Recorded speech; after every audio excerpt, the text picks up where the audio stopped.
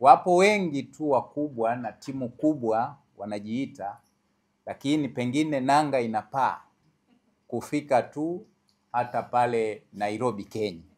Lakini sasa JKT Queens tunakwenda Uturuki.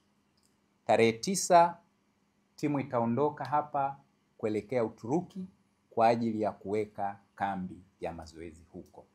Na taratibu zinakwenda vizuri, ikiwa ni pamoja na kupata kibali kutoka TFF na taratibu nyinginezo ambazo zitatuwezesha kufika huko.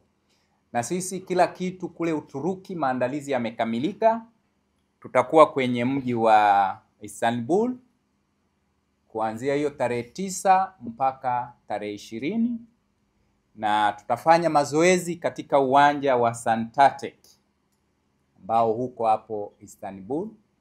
Na tukiwa pale tutacheza mechi 2 za kirafiki, na tumebahatika kupata timu ambazo zinacheza ligi kuu ya Uturuki. Mojawapo ni timu inaitwa Fatih Valanspor, inacheza ligi kuu ya Uturuki.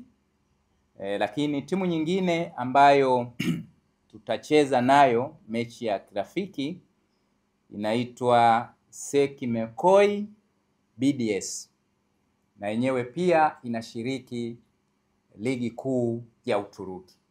Kwa hiyo ukitazama katika hali na mazingira hayo, tumeamua kwenda Uturuki kwa sababu ya hali ya hewa ya Uturuki iko sawa sawa na hali ya hewa ya Algeria.